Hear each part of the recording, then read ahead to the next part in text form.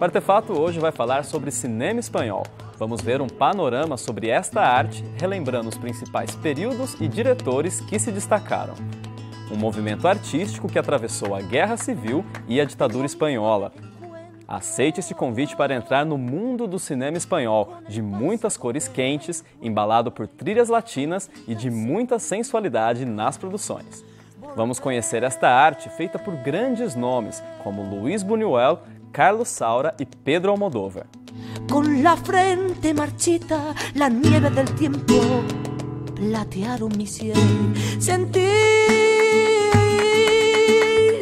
que es un soplo la vida. Olá, o Artefato de hoje já está no ar e hoje nós falamos sobre cinema espanhol. Quem está aqui comigo para conversar sobre esse assunto é o especialista em cinema espanhol e professor da Unesp, professor João Eduardo Hidalgo. Vamos conhecer um pouco mais sobre o nosso entrevistado. A minha formação é o seguinte, eu venho de literatura na graduação, né?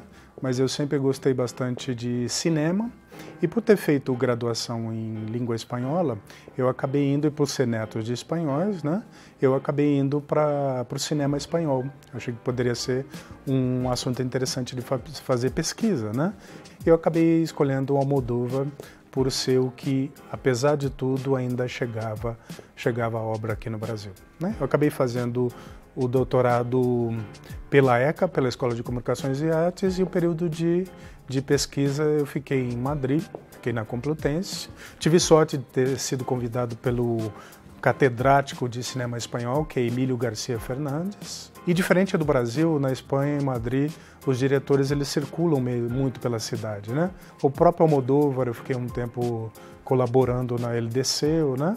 E assim foi a trajetória, né?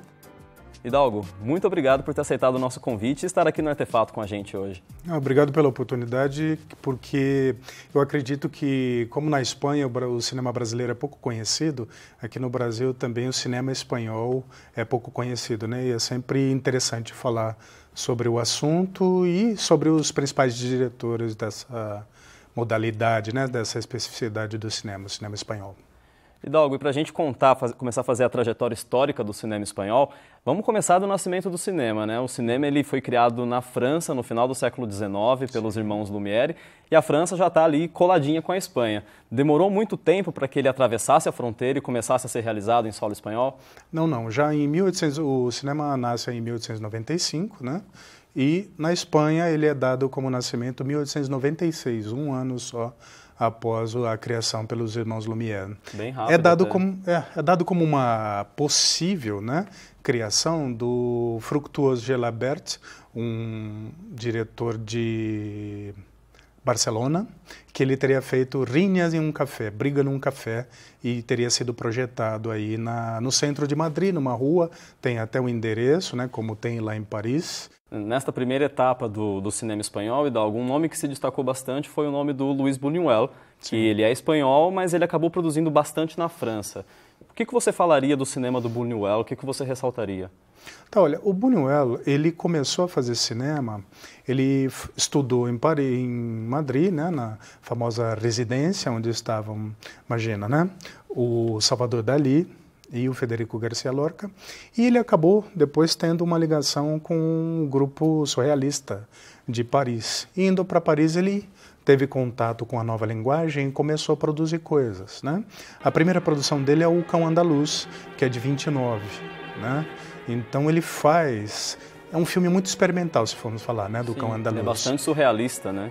Sim, inclusive o Breton e outros, o próprio Salvador Dalí aparece como pequenos atores, né?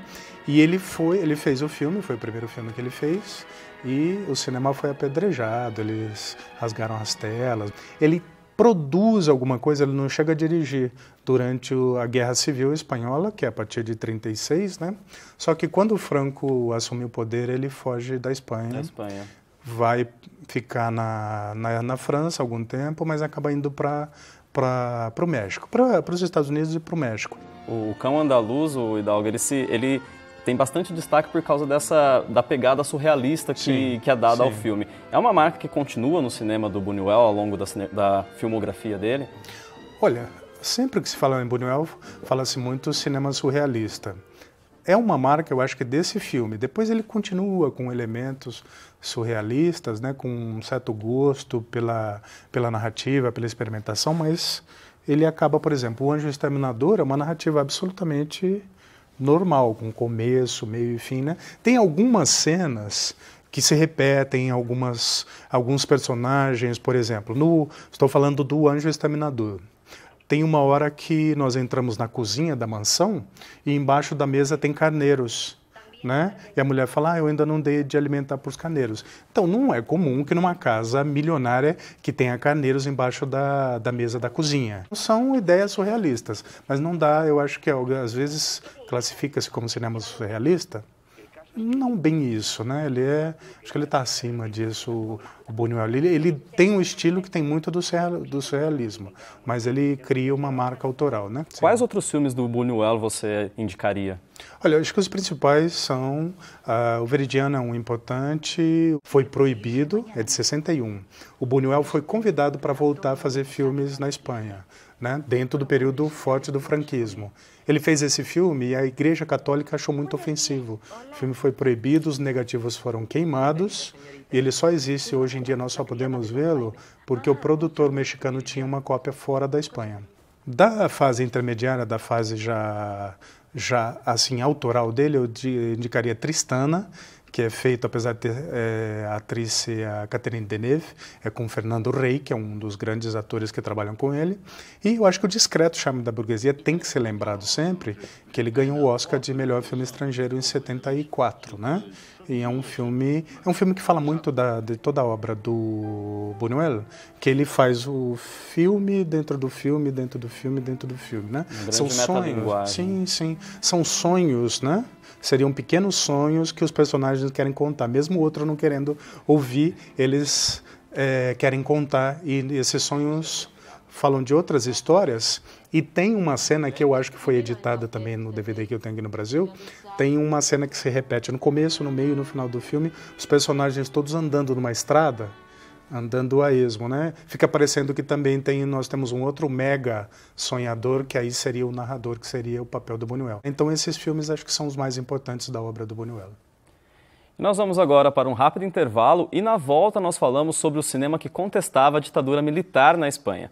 Mas antes, até aproveitando as dicas do professor Hidalgo, vamos ver um trecho do filme Viridiana, do Luis Buñuel. Enelina, ¿qué quieres? ¿Sí? Sí.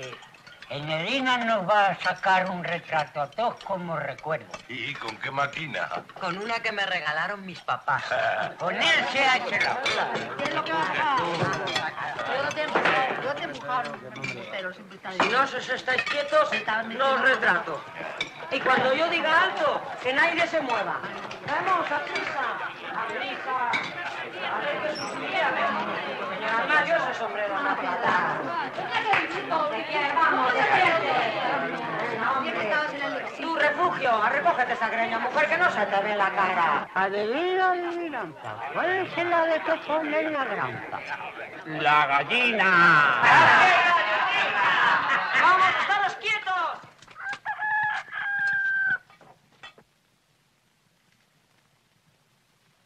Tú no te muevas.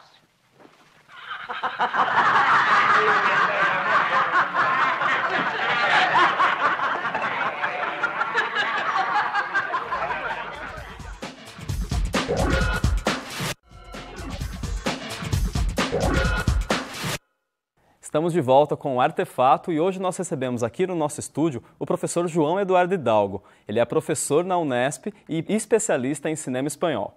Mas antes de a gente voltar a esse bate-papo, vamos conhecer o trabalho do Francisco de Blas. Ele é chefe de atividades culturais do Instituto Cervantes, em São Paulo. O Instituto realiza intercâmbio cultural entre o Brasil e a Espanha. Vamos ver.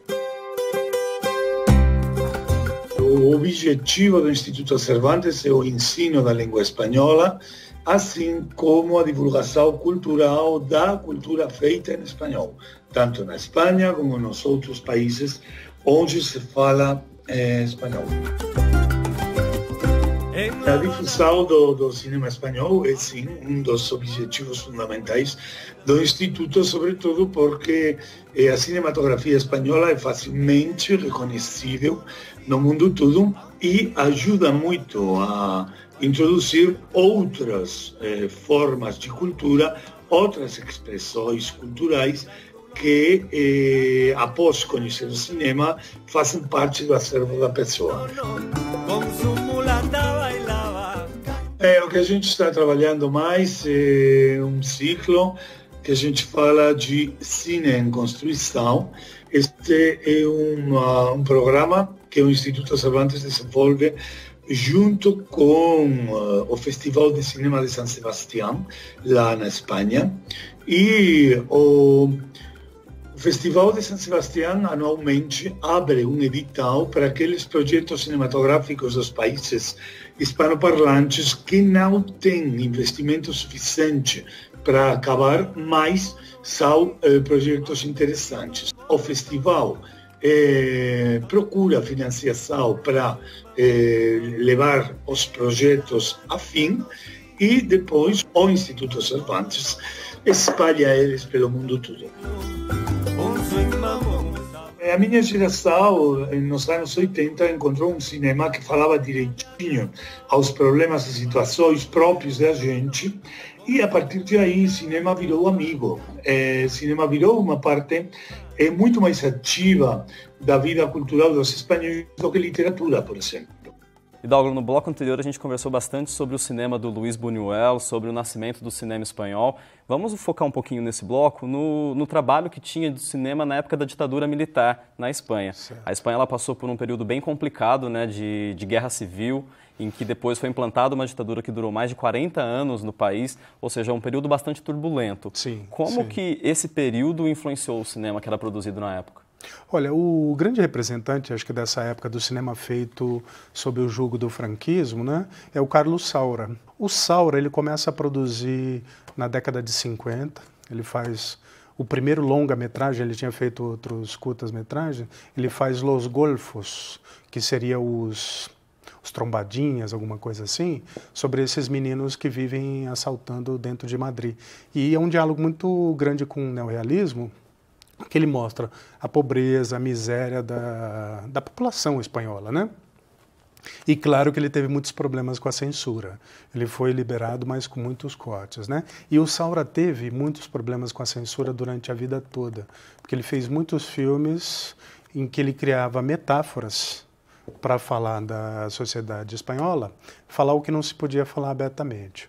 O melhor que eu acho dele é La Caça, que é do verbo caçar mesmo, né? Que é um hobby muito nobre lá na Espanha, né? Então, dentro da caça, ele põe um militar, um ex-militar, né? Cheio do dinheiro, um religioso, né? Alguém que apoia a religião, e um jovem. E fala um pouquinho desse embate, dessas classes sociais, né? E como eles dominavam a Espanha, como que se vive. E tem uns que são mais fáceis de achar, que já é da fase quando ele trabalha com a Geraldine Chaplin, que era a mulher dele na época, que começa começa em 66, 67 com Perpimat Fapé, mas tem também a Prima Angélica, que é de 72, 73, em que ele faz algo muito interessante. O mesmo ator que faz já uma pessoa velha que viveu estamos em 73, lembrando, né? Que viveu a Guerra Civil, tudo que deve estar com mais de 50 anos, ele também faz o personagem menino. Então tem os deslocamentos de tempo, só que o personagem que tem 50 anos faz o menininho quando tem 10 anos, né? Um pouco copiando o Bergman da época, né? Mas fez bastante sucesso também e falava das feridas da Guerra Civil para a Espanha, né? Depois ele fez Cria Cuervos, que é um ditado popular espanhol que chama Cria cuervos y te sacarán los ojos, que é você cria corvos, eles vão comer os seus olhos, de uma menina que ela vê tudo que é errado, tudo que é escondido numa família, e ela toma ela toma atitudes, mesmo sendo menina, tendo 10, 12 anos, ela resolve punir as pessoas, começa a matar os membros da família. Filme bem interessante também. E tem Ana e os Lobos, que é o melhor de todos. O Ana e os Lobos, Hidalgo, até que você começou a citar, ele tem uma crítica bastante, dá para dizer até que é bastante sutil ao usar a metáfora da casa e dos habitantes da casa. Fala um pouco pra gente desse filme, um pouco mais da Ana e os Lobos. Olha, na Ana e os Lobos, principalmente o irmão militar e o que é de origem religiosa, né, eles têm um embate para dominar essa Ana, né, para seduzir essa Ana, que é o papel da Geraldine Chaplin, e eles ela acaba sendo estuprada, violentada e torturada, inclusive, né, isso fica claro no filme. Então, né, o Saura fazia, né, ele criava metáforas interessantes. O que ele não podia falar com palavras, ele falava com situações. Então ele estava mostrando, olha o que aconteceu depois da Guerra Civil. Então, no filme Ana e os Lobos, isso fica muito claro, que a maioria da população foi torturada, violentada, subjugada na força, né, e teve que viver 39 anos triste, sem perspectivas e esperando esse homem, infelizmente, morrer pela própria passagem física, né? Infelizmente, não houve nenhum movimento para ver como foi massacrada a população. Não houve nenhuma movimento para tirá-lo do poder antes da morte física que aconteceu em 75. Bom, no próximo bloco nós vamos conhecer mais sobre a renovação cultural e social na Espanha com o final da ditadura e quais as influências que isso trouxe para o cinema contemporâneo. Mas antes vamos conferir um trecho do filme Ana e os Lobos, que o professor Hidalgo acabou de dizer pra gente, que foi dirigido pelo diretor Carlos Saura.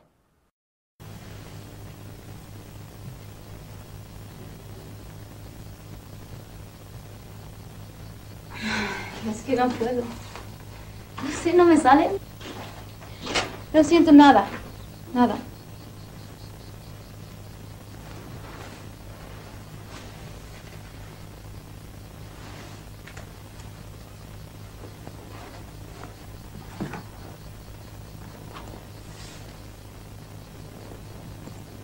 Vuélvete, paloma, paloma en el vuelo alto y ligero que llevas de contemplación, y en el amor con que ardes, y simplicidad con que vas.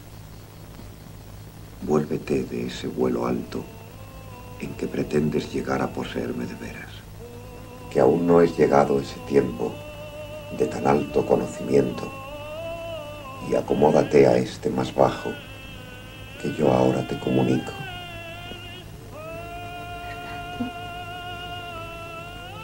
Salió sin esperar respuesta.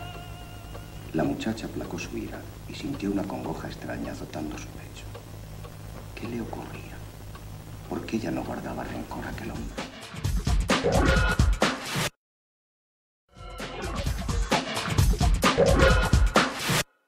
O Artefato está de volta e hoje nós falamos sobre cinema espanhol. Neste bloco nós vamos falar de um período de reestruturação do país e também de muita liberação, que foi o período com o final da ditadura. Um momento em que o cinema chegou com mais vida, polêmica e sexualidade.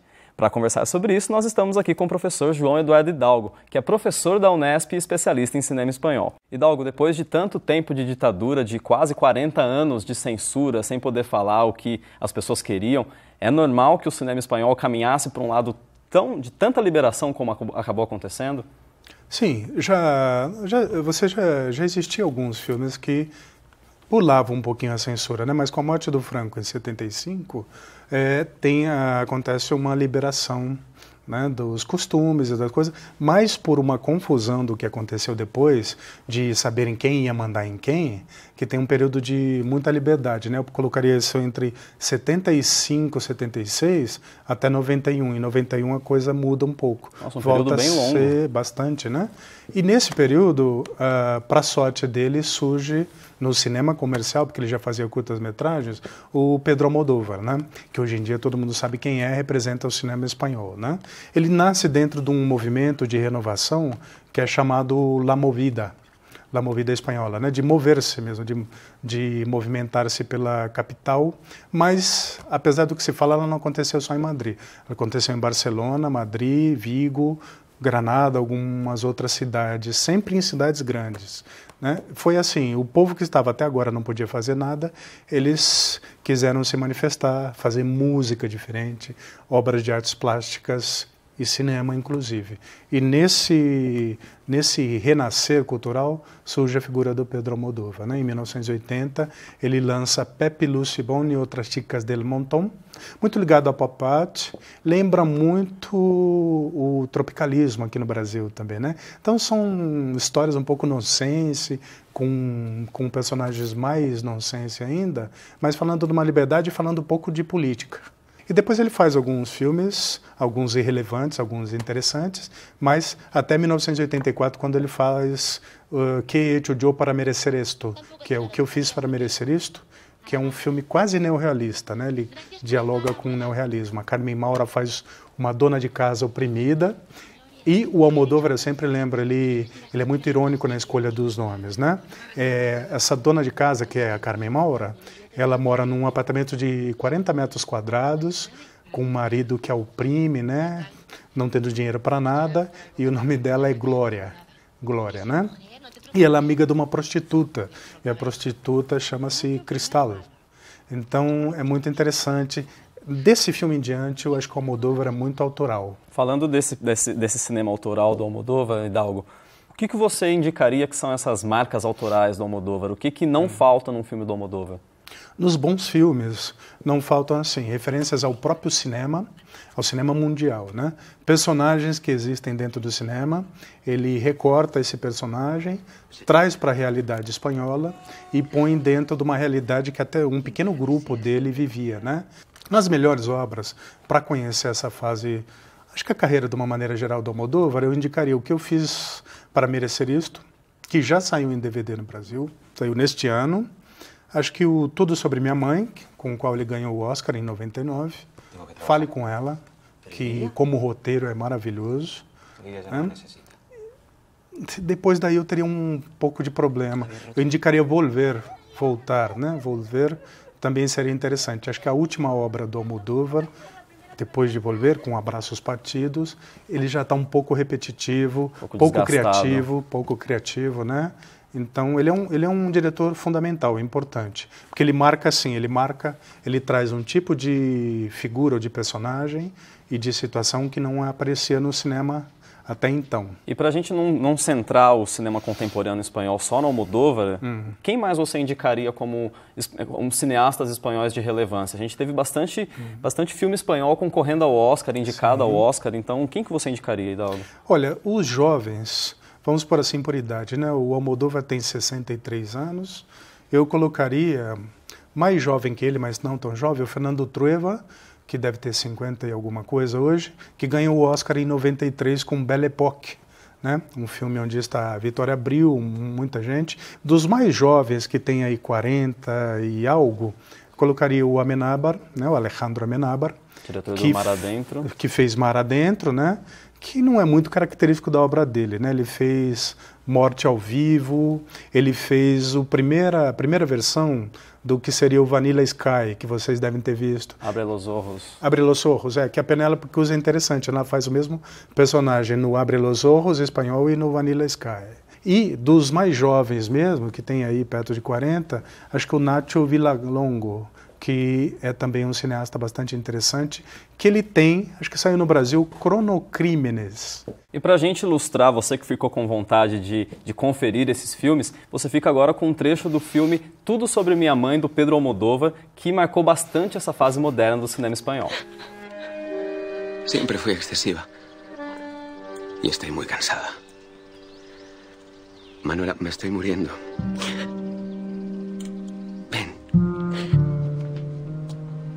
Estoy despidiéndome de todo. Le robé al agrado para pagarme el viaje a Argentina. Quería ver por última vez el pueblo, el río, nuestra calle. Y me alegra poder despedirme también de ti. Solo me queda conocer al hijo de la hermana Rosa. A mi hijo. Siempre soñé tener un hijo.